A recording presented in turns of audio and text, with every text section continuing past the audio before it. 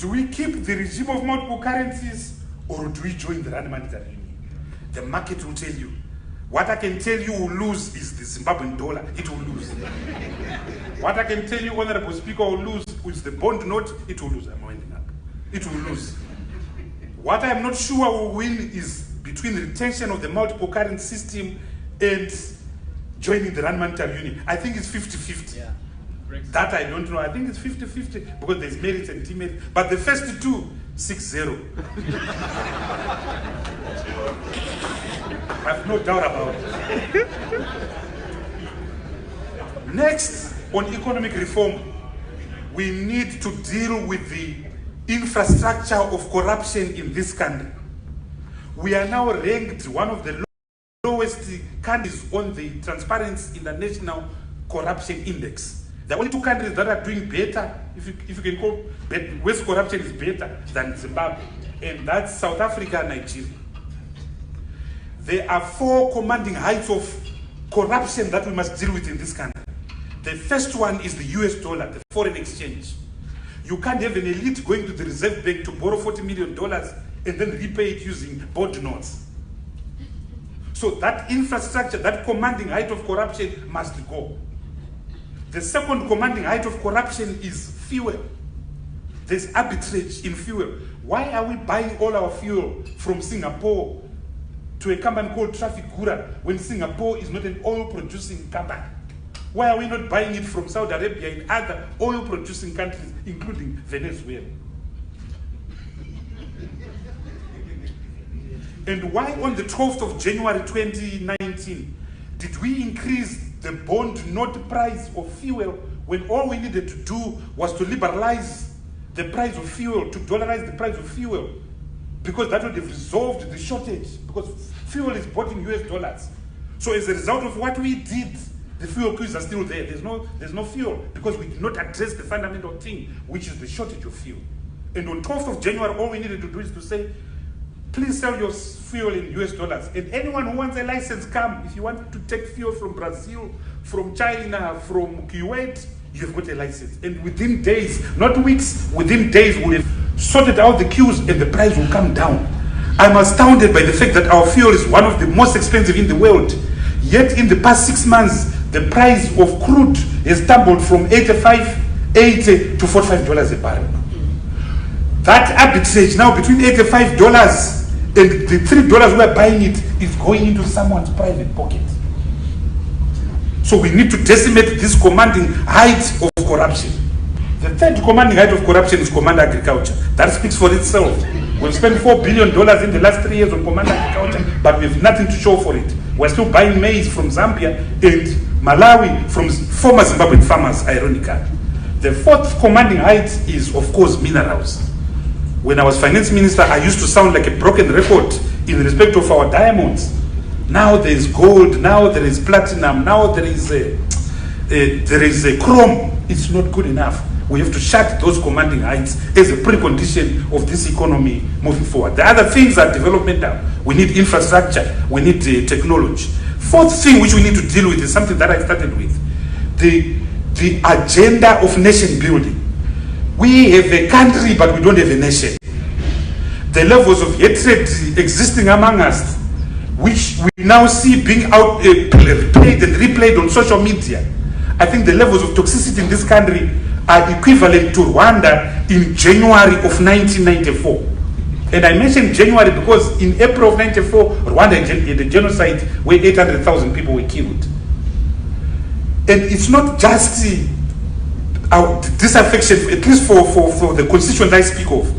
It's not that the disaffection between us and the government. It's also the disaffection between citizen and citizen. The divorce rate has shot up. When I started practicing law, you'll know what. My unopposed divorces were just a small number on the opposed row on Wednesday in the High Court. Now, there are 37 to 50 on every Thursday. So I know of lawyer colleagues whose only job is to do divorces. So with great respect, we have become the divorce capital of Southern Africa. And if you know in Harare, If you know the stable, that building close to Munumtaba, that white building, every day they are dealing with the divorces in inverted commas, because 70% of our marriages are registered customary law unions. So they don't go to the divorce, and you will tell that this is a divorce when you see a name like Duve versus Duve, Parazza versus Parazza. You must know it's a matrimonial issue. And those of you who want to write a book, just go into that court and listen. So there's a broken down social contract. We need to fix the social fabric of our country. We need to see the moral recalibration of our country. We need an agenda of national healing. We need an agenda of transitional justice. So many of us have got compartments of pains. So we suffer either business loss, family loss, political pain, torture, etc. So we've been compartmentalizing this pain in little corners of our heart. The UN, WHO, some 4 years ago said 60% of Zimbabweans suffer from bipolar. And people said, oh no, it's crazy, but you have to, because you are in a culture every day of your life. You go home, there's no electricity, you hit a pothole, then you have to stand in a queue of fuel for hours before you hit the hard politics now, tear gas, and some of us will talk too much. So it's just too much for everyone. Finally, what we have to put on the agenda is, of course, the agenda of reintegration. We cannot have a country that is isolated, but we create the conditions of people's isolation. The current dispensation had so much goodwill from November 2017, but we just squandered it. When I saw Harriet Baldwin, the Secretary for Development of the United Kingdom, saying the strong words she said last week, I knew it was over. So we have to embark on a program of reintegration, and let's not be ideological about it. It doesn't matter the west, the east, the north, the south. Zimbabwe just needs to move forward. And we are such a tiny little country, we must make friends with everyone. As Deng Xiaoping said, it doesn't matter the color of the cat as long as it catches mice. We are not catching mice. So I submit that that should be on the agenda of, and I have no doubt, Comrade Shingi, that when we wrote our economic blueprint, we calculated that this economy can actually grow at the rate of 10% per annum. And that by 2028, we could actually achieve $100 billion economy. It's possible, but that vision, that dream is not possible before we deal with the elephant in the living room, which is our ugly, predatory, rogue politics. I thank you very much.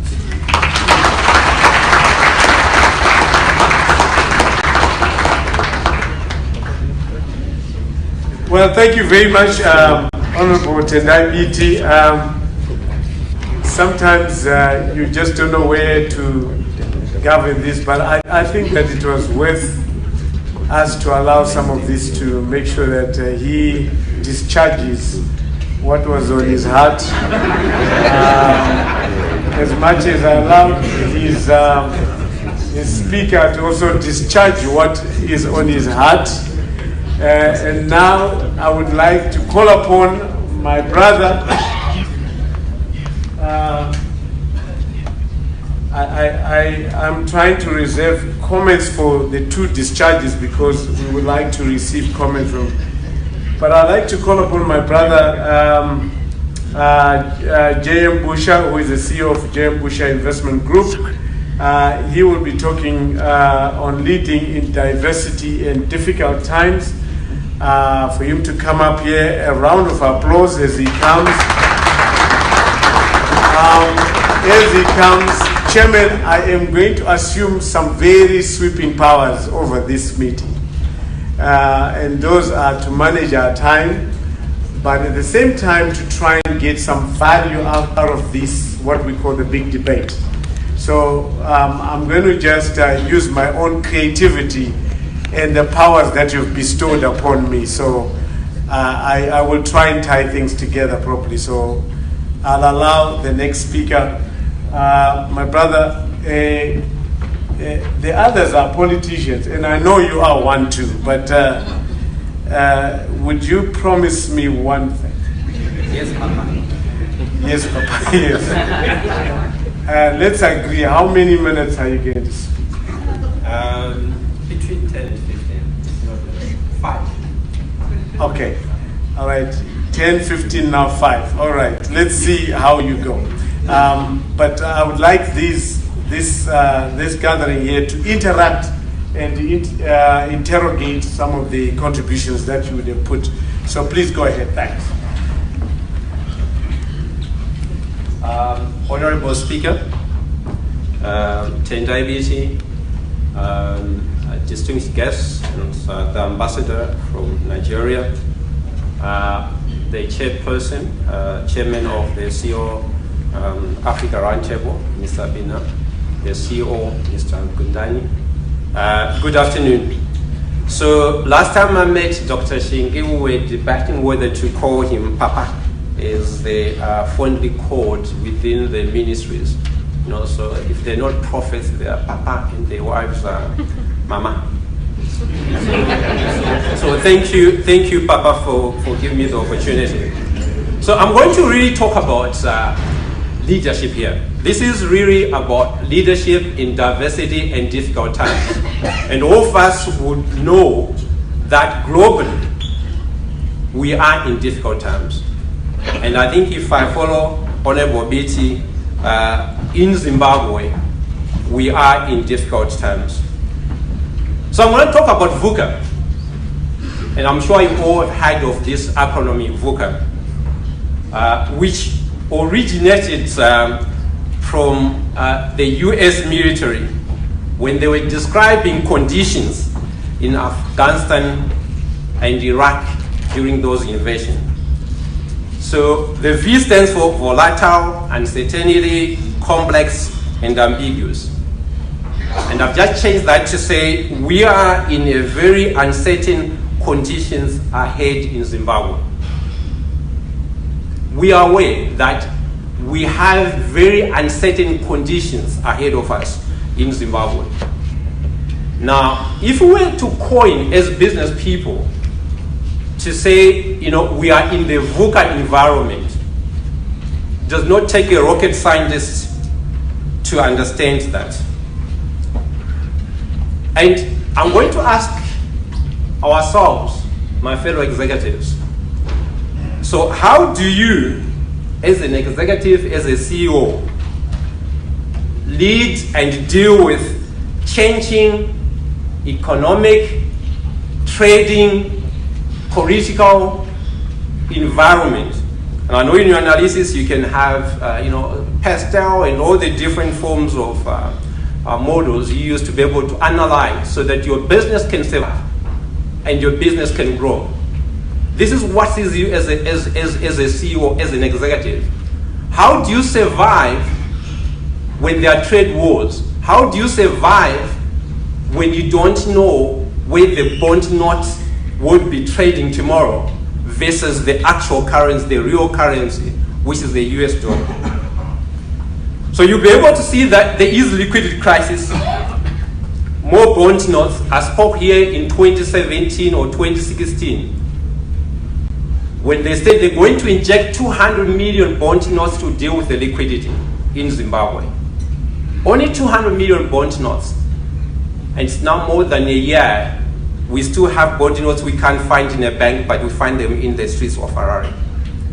So more bond notes, less US dollars, malt currency, new currency, adopt the rands, and we're not quite sure whether joining the CMA countries is the big issue. Lots of big headlines about big deals, but still no jobs. New leadership, but still no new path. Still no new strategy to be able to deal with what Zimbabwe is facing. Still the same as before November 2017, as in 2008.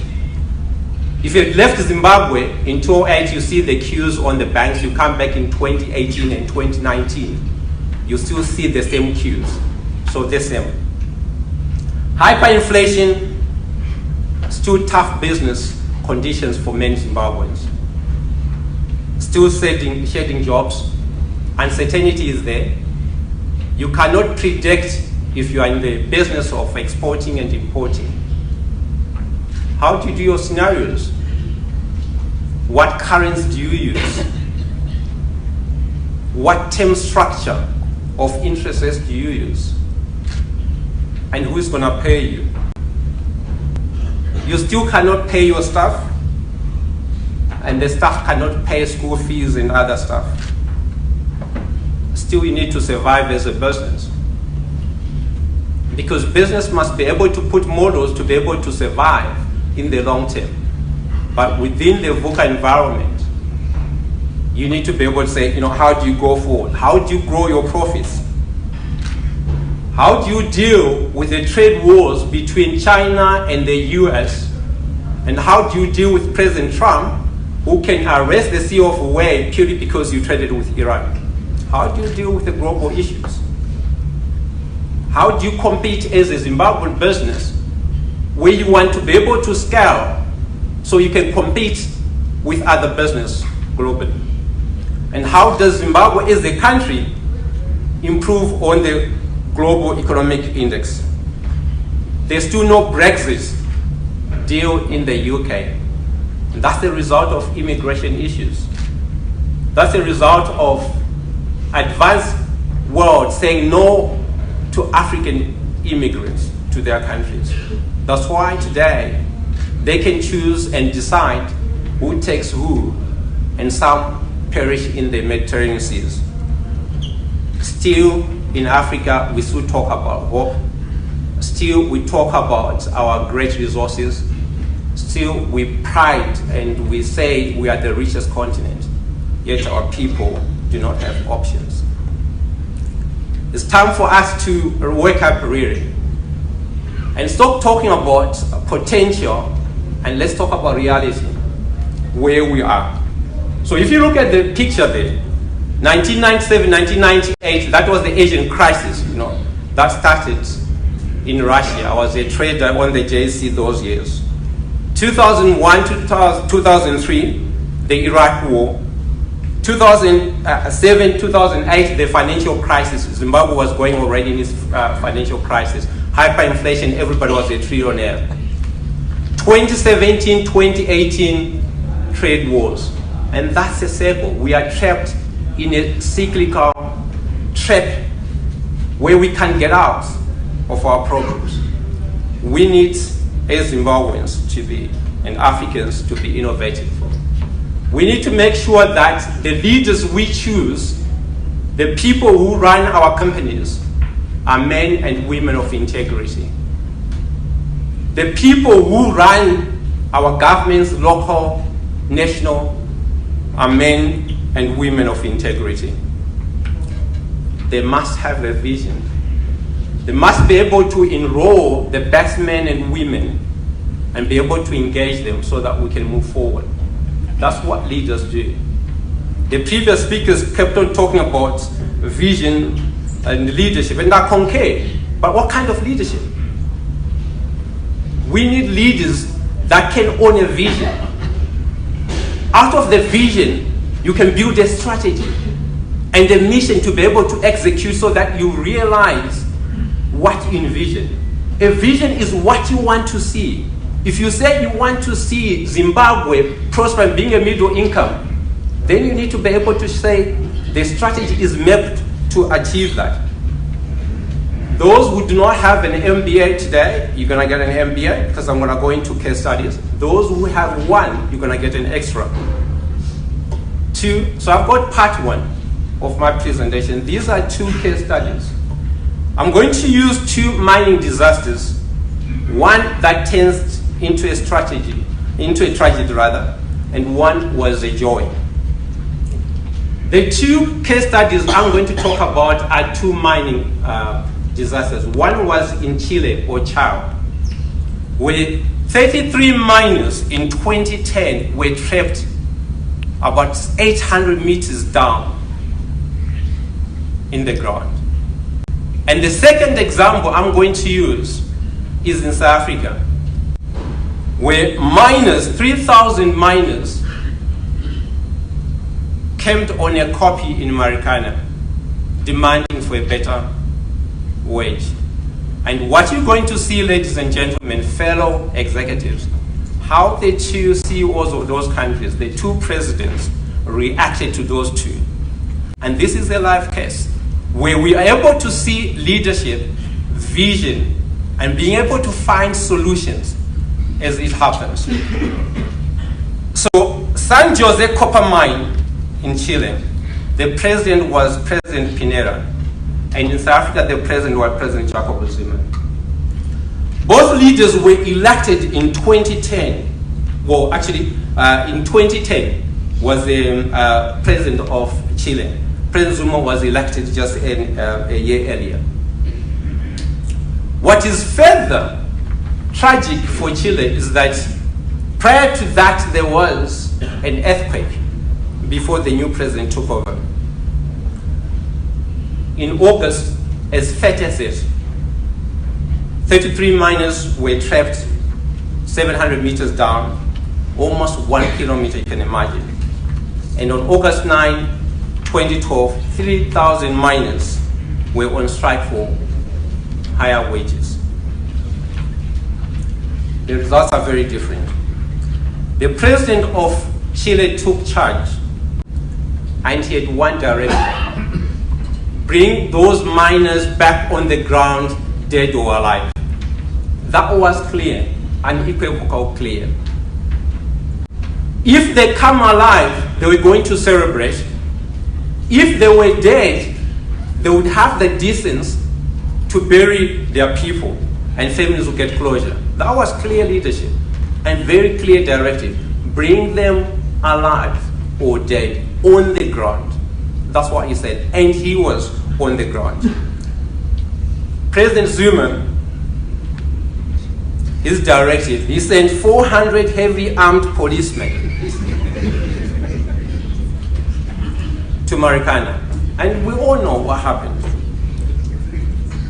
Now, facing those very difficult, situations that you can imagine, these were very volatile, very dangerous situations. It was a matter of life and death. So the leaders needed to make a decision. They need to have a vision. They need to say, what is it I want to see? They needed to have scenarios. The Chilean president said, either they're going to come alive or dead, and I'm not quite sure what President Zuma had in mind. You always need a leader, and this is where diversity comes in. Who do you put on your team? Which name do you put first when the tough gets going, or the going gets tough? Who do you put first on the leader? He did, the Chilean leader did not choose anybody on the mind. He wanted to choose a different person by the name Sogaret. And that gentleman picked 32 other people. And among them, ladies and gentlemen, there was a psychologist. Why do you need a psychologist who is not a geologist, mine engineer, or whatever? But he understood. Families would be anxious. Journalists, people will be everywhere. It will be chaos. He needs somebody who understands people and be able to cool people down. That's the reason why he did. And the main characteristic, he was chosen, that gentleman, because he was composed. He works under pressure, remain calm. And if I go to the mission leader in SA, it was armed police. And the characteristics of that was really, it was a confrontational mood between the miners and the police. As I discovered on the scene was obviously chaotic, anxious people waiting there. And lots of countries were involved in Chile, including some young South Africans who volunteered to go there. Now, there was a call to action. How many of us in Zimbabwe are going to volunteer to fix Zimbabwe? But when we volunteer, those with the powers, are they going to listen to us? They accept diverse views and different people to be able to take part in the reconstruction of Zimbabwe. They did in Chile because they had a vision, they had a mission to accomplish. Okay. Many countries were involved, and the strategy for Chile was clear. In South Africa, what happened is that on 16 August 2012, 34 miners were shot dead, many wounded. Because there was no clear vision and directive. In Chile, 69 days afterwards, all the miners were rescued. So the situations were the same. So what was the difference in solving the problems? Was it the approach? Was it the strategy? My belief is that it was strategic thinking and progressive leadership. Political terms, ladies and gentlemen, where is this term sensitivity, where it's a matter of life and death. You need leaders with a vision. Craft a strategy to. He gave live updates just as good as the mission leader. The government took control. On August 1 last year in Zimbabwe, the government was not in control. So people died in Zimbabwe. In SA, the president flew to Maputo for a site. Rather than to be in Marikana, he chose actually to go to Mozambique. And the result is that other political parties in South Africa took advantage for that. Malema went there, it became a no-go area for the ANC government. In Chile, the government engaged everybody who had an idea. They embraced the international community, as Honorable Tendai Biti said. For us to be able to move forward, we need to make sure that we've got friends. So leaders must have a vision. They must be able to enroll the best men and women, the best minds, and you must engage continuously. If you want to run your company and be the end, and I want you to answer this question as honestly as possible. So imagine you are under some VUCA environment, whether now as because you are in Zimbabwe, there's no currency, things are tough, there's no fuel, you want to go to a meeting but you have to be in a queue for 4 hours. That's the environment you are operating in. If there was a main, one word that would describe you, the mission leader in Chile was basically works. He was a calm guy. He was chosen. He was also an engineer. There are lots of other engineers, but they say, you know what? He is composed under pressure. Now, you as the CEO executive, what is that one word? Please write. What is that one word do you think your colleagues would describe? Our former president, Robert Gabriel Mugabe, what one word would you use to describe him? That stands out. Late president of Tanzania. Just write those words. Don't write your name. We won't mention, who you are. You are here representing your business. Why do you think that business sent you? What is that attribute that makes you so different? Then the last person is many great leaders, Oliver Tambo, Lutuli, Sisulu. There are lots of massive leaders that could have been present in South Africa. But they chose him. Why do you think they chose Ms. Mandela as a president? But most importantly, write down the word that best describes you. Are you composed? Are you that leader who can take your company, who can store your company to be a global giant? Thank you.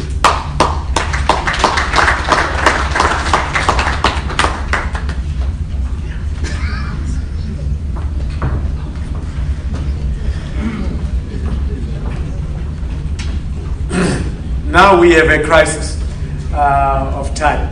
But thank you so much, Mr. Busha. Thank you so much for that contribution and that execution you gave. We are left with maybe 15 minutes at the most, ready to run out of time. I would like to take, initially I'd like to take some questions and then some interactions, maybe just 3 or so questions for now, which can be fielded to any of these. and then we take it from there. Do we have a roving microphone? Right, there is a hand up. Amazing Kululeko Sibanga, a correspondent for the Zimbabwe Independent newspaper. The question is directed to Honorable Tendai Biti. You have spoken to the need for dialogue in Zimbabwe, which is probably begged by the international community. Most people believe that the SADC region should be taking the lead in facilitating that dialogue. But we have a SADC region which is seen as leaning to one of the players that are supposed to be in that dialogue. Where does that leave SADC with regards to the Zimbabwean question? Is it going to be able to help lead a process that will take Zimbabwe out of its current problems? Thank you. Thank you, Kululeko. And then, yes, there was a hand up there. Is that Mr. Nyemba? Yes. And then we'll come here. We'll just take the questions first, and then we will get the panelists to respond. Thank you very much.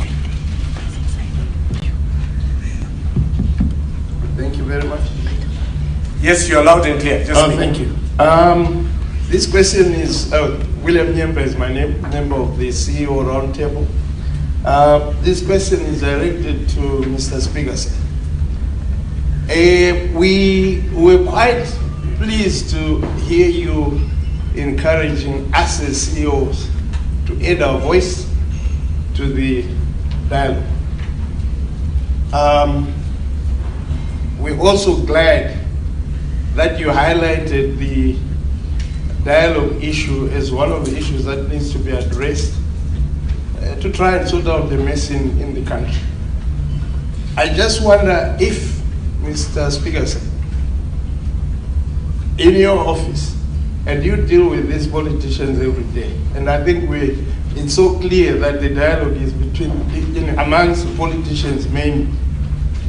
In your office, Mr. Speaker, is there any way you could perhaps crack a whip and bring these politicians to the table and ask them to do something? Seeing that they're all in the parliament there, I mean, is there any way? Yes, we can do something as CEOs, but surely, you wine and dine with them every day. Can you not bring them on the table and get them to do something? Thank you. Thank you, and then we had a hand over here. Thank you, sir.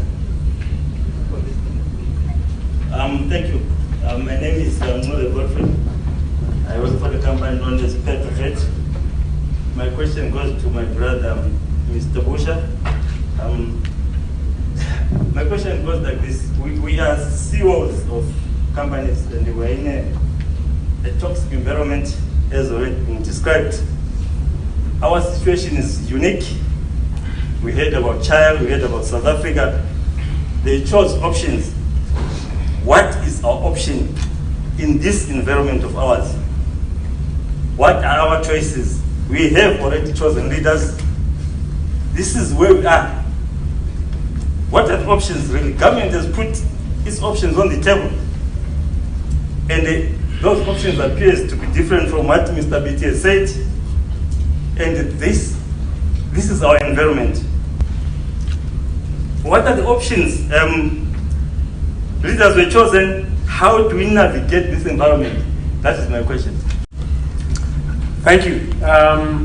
We will start in the order that the questions have been asked. Honorable Biti, there is a whole dialogue question there on the role of SADC, its perception on it being biased or it's not impartial, and what is the way forward. Please, can you use that microphone, Honorable Biti? Yeah. Thank you, Pastor Munyeza. I think that a lot of things are happening behind the doors that I can assure you within SADC. And I think that don't be misled by prima facie appearances of condonation. I am aware of some of the things that are happening. But you must also remember that SADC leaders in SADC countries have been bearing the weight of Zimbabwe's failure. There are 3 million Zimbabweans in South Africa, as I'm talking to you. So to a large extent, South Africa has in fact been subsidizing the Zimbabwean crisis. Can you imagine how many Zimbabwean women are giving birth at the Baragwanath hospital in Soweto? It's such a huge number. There's a strain there. So I think that out of their own selfish interest, they will move in on Zimbabwe because the Zimbabwean crisis is putting a premium on their country. South Africa has been tottering on a growth rate of 1%, 1.5%, basically in the last 5 years. I suspect that the resolution and the emergence of a strong Zimbabwe could increase South Africa's GDP to 2%, 3%. The second thing that worries the SADC leaders, they cannot verbalize this, is the military coup of November 2017. That coup was seamless, and I can assure you that every general in the region would have been studying how it happened here in Zimbabwe. And the political leaders are aware that their generals are studying how the Zimbabwean boys did it. So Zimbabwe is with these portals of discomfort that will make the region act, even if they don't want. So I'm not worried by the slowness. That was the same position in 2007. We pushed and pushed and pushed. President Mbeki could not move. But once the images of a butchered Morgan Tsvangirai emerged from Machipisa on the 11th of March 2007, SADC moved very quickly and convened that meeting in Dar es Salaam on the 29th of March 2007. Thank you very much. In that same order, Honorable Speaker, they are asking, you must crack the whip. You meet with these people now that Parliament is opened. Why don't you crack the whip and bring them to order? Thank you. The questioner has not described clearly which politicians is he talking about. Because there are politicians within Parliament and there are politicians through their respective parties who sponsored the politicians in Parliament. So sponsored politicians in Parliament and the sponsoring politicians outside Parliament. And I believe you cannot separate the two. What the sponsored members of Parliament do in Parliament, they sometimes don't have an independent thought. They are whipped to toe party line. They are whipped during their caucuses. And I believe some of them that may not agree with the party line. And if they are so vociferous to the extent that they are openly disagreeing, the sponsoring party will invoke Section 59 of the Constitution and call them back. And then they've lost their seat in Parliament. These are the dynamics. These are the dynamics.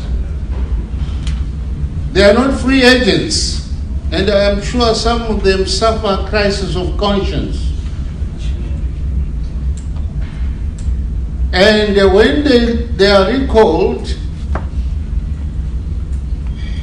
they will try to fight in the courts. And my Tezwara here knows He fought. He fought. But then the court says, political parties are basically private organizations. They've got their rules. And yet we are the ones who passed that constitution that allowed Section 129 of the Constitution to be applicable. You see the dichotomy. It's not easy. So what would you recommend? I would recommend, first and foremost, one,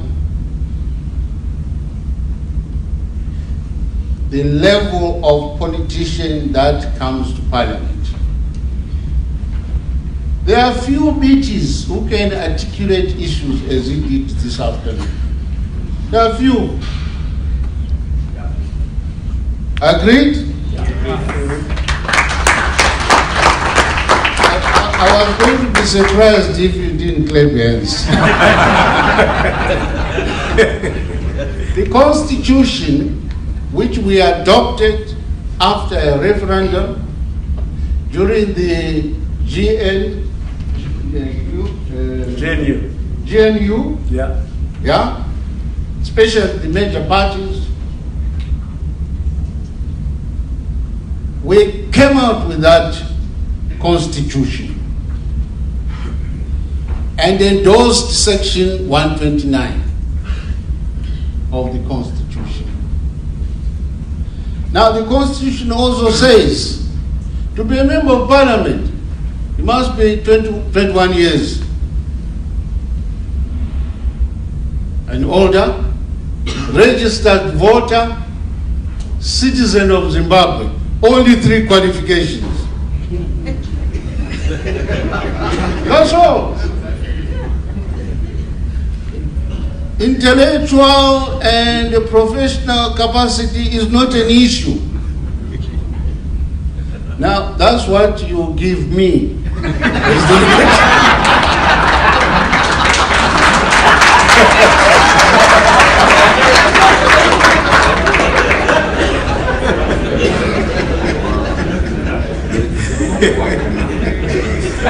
All right, Honorable Speaker, I know.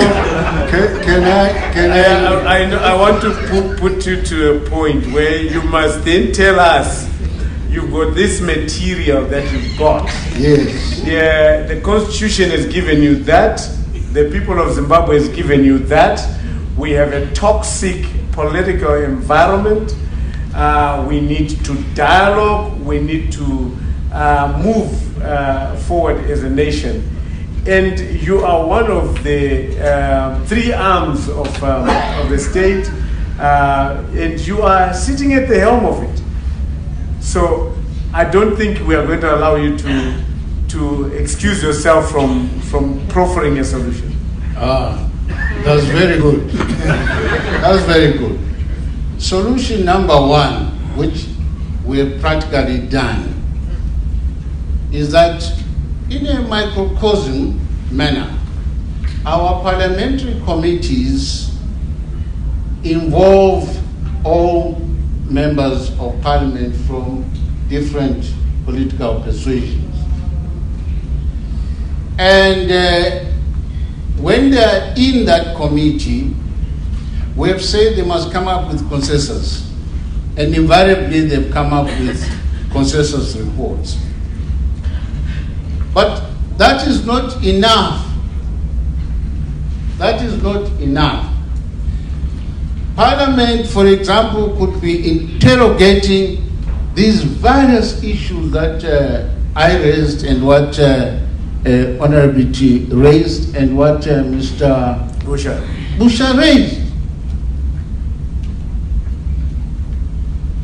If you don't have a quality parliament in terms of the personnel, for example, you talk of a budget deficit. Budget deficit, with all due respect, With all due respect, economic literacy in my parliament is low. It's very low. It's very low. And let me tell you one thing. Very low. And let me tell you one thing. I produced an economic literacy booklet, simplified version, together with Zeparo, Minister of Finance. We produced that in 2014 because we realized there was a problem. Tell you what, came out, put in pigeonhole of each member of parliament in the 8th parliament. We had a seminar. Then we started. And one of the early modules talks about what is a budget. And then I asked that question, what's the budget? Huh? No answer. Was Honorable Biti there? No, it was not there. Much better. But there was no answer. What I said to the facilitators who were going to assist us, in all humility, can we postpone this seminar? And we postponed it. So, Speaker, I'm going to just wind up. I can see where you're taking this to. Yes. Here is where you are being diplomatic, you are being very kind, you are also being candid at the same time of the situation you have. So what you have told us is that for us to push you back and say, can you cause a conversation amongst parliamentarians? The first point you've said is that, first and foremost, they do not have their own because they are whipped. Correct. Secondly, what you're telling us is that surface is not cream. But I would like to reflect this. Honorable Biti, you then said, and I want you to give him the mic. Honorable Biti said that Parliament, let me go back. Parliament, because I want this dialogue. You said Parliament is just, you used the word, that Parliament's role is minimized. How do you think we can bridge this gap? Because that is where part of our democracy, our governance, the whole aspect of the capacity to move this nation forward. If what you are saying is an indictment of how you see Parliament, you're the Speaker of Parliament. And Honorable Biti, can you reflect on this? I'll come back to you, Speaker. But I'd like Honorable Biti to just take on this. Just a reflection on Parliament. You want to rule me out of order? No, I'm not. I'm not, but I want you back. Yeah. But I want him to comment because it must tie up from his cry was, we have a parliament that is not significant to the power plays and the politics of this country. And then you come back. All right. I want you to come back, Speaker. I'll give I know you're not used to be saying, Mr. Speaker say, it's people are appealing to you. Now you've got a new speaker today. Well, thank you. I think that Budget and Finance Committee, if you go and read his committee's report on the 2019 budget, it's the kind of things that all of you were saying. One of the questions he asked, or his committee asked was, you've presented us with the budget, but what is the currency of this budget? And without knowing the currency of this budget, this debate is pointless. So it's the things that you business people are asking. But the problem, no one listens to those things. As I said, I chair the Public Accounts Committee. The things we are discussing now, that Minister of Finance, you're not producing audited statements, you're not complying with Section 35 of the Public Finance Management Act. You're not bringing a schedule of days to Parliament. You're not bringing supplementary budgets. You've brought them, but the executive doesn't listen to Parliament. I think that Parliament needs to find teeth to bring penalties to an area where Parliament was sworn in. They've not been answered written questions because the ministers don't come in. So I think that with where the contradiction could be. How is it that when we are now trying to vote for certain things in Parliament, that energy you're talking about, where do things break down? Because at community level, what he said rightfully here, he said that sometimes you actually have a member from another party saying, please, can you ask this question for me? Because if I ask it, I'll be recalled. And that's where the problem. Thank you, Honorable Biti. Now, Mr. Nation needs to go, even in a dialogue session. So, the issue of the capacity of Parliament to be a trade-off of their skills, their gifts, their whatever, push is not to parliamentarians. Your dialogue push is to the executive. What saith you?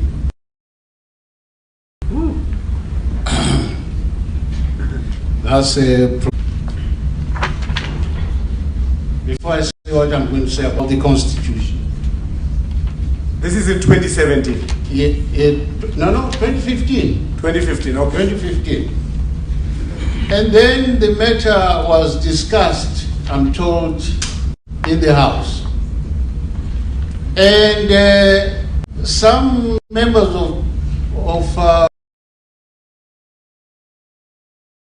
the executive, through my intelligence, began to say, the Honorable Speaker wants to treat us as if he's the headmaster of a school.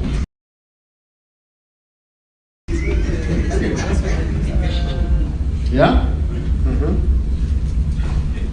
But fortunately, the former president was on my side. We got some responses, very good responses. So, in terms of content, in what they replied, very good. But it is a question of the sense of agency. That happened in 2016, 2017, there was now another game. 2018, 2019? No, 2017. No, I'm just fast forwarding. Yeah, 2017. Don't fast forward, the record will break. And then 2017, there was a law, went back to the president. Then there was another resurrection that actually we were pleasantly surprised with. But I think this must not be a culture in which Parliament must beg for responses.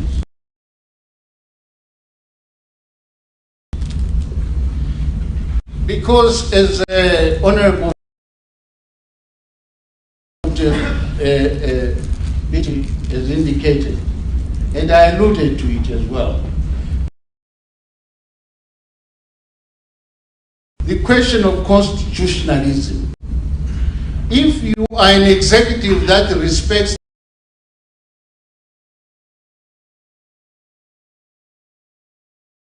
the Constitution, in this particular case, Section 107, subsection 2 of the Constitution, you don't need to have the Speaker meeting the head of state to remind. You don't need the Speaker to write to individual ministry. Being a non-lawyer, what then should we do on Section 107? What is the, because they are part of the executive, what should be done to those ministers? Because these men and women here are suffering from lack of traction, lack of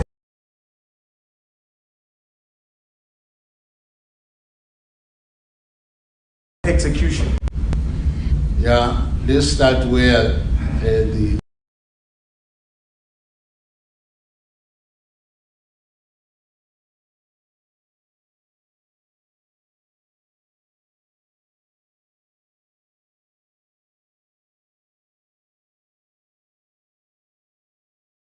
the beginning must be.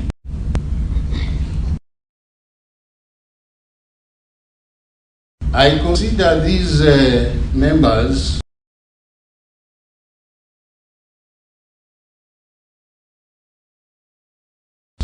very powerful agents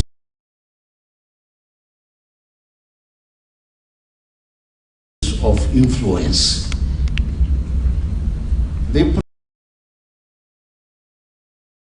problem with our leaders in commerce and industry is this: they divorce themselves from the political mainstream. How so? They don't participate. How should they? They must join the political parties. Yes, sir. Yes. They must join political parties and canvass for better elected representatives. But capital is shy and capital is timid, and so that is what they work with. Patriotism should not be timid, because that's the first tenet. If you are patriotic Zimbabwean, influence the political change in terms of coming up with people who will represent business interests in parliament. And obviously, you'll be forced to choose people of substance that will make a difference in parliament.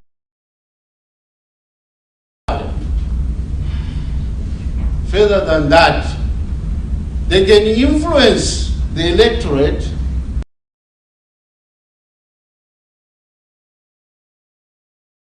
whereby we have a motion